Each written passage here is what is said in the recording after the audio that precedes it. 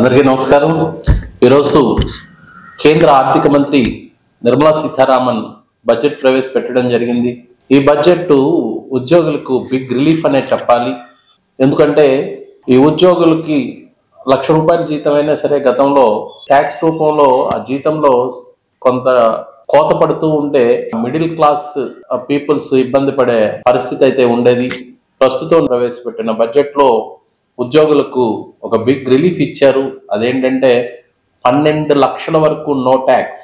అంటే ఏ ఉద్యోగైనా ₹1,00,000 నెలకు జీతం తీసుకుంటున్న వ్యక్తికి ఎటువంటి ట్యాక్స్ అనేది ఉండదు. ఇక్కడ స్లాబ్లు కూడా ఏ విధంగా ఉన్నాయో కూడా మనం ఇప్పుడు చూద్దాం. బడ్జెట్ లో కొత్త ఆదాయపు పన్ను స్లాబులు ఏ విధంగా ఉన్నాయంటే 0 నుంచి 4 లక్షల వరకు 0% ట్యాక్స్, 4 లక్షల నుండి 8 లక్షల వరకు 5%, 8 లక్షల నుండి 12 లక్షల వరకు 10%, 12 లక్షల నుండి 16 లక్షల వరకు 15%, 16 లక్షల నుంచి 20 లక్షల వరకు 20%, 20 లక్షల నుండి 24 లక్షల వరకు 25%, 24 లక్షలకు పైన 30% స్లాబ్ గా ఉండనుంది.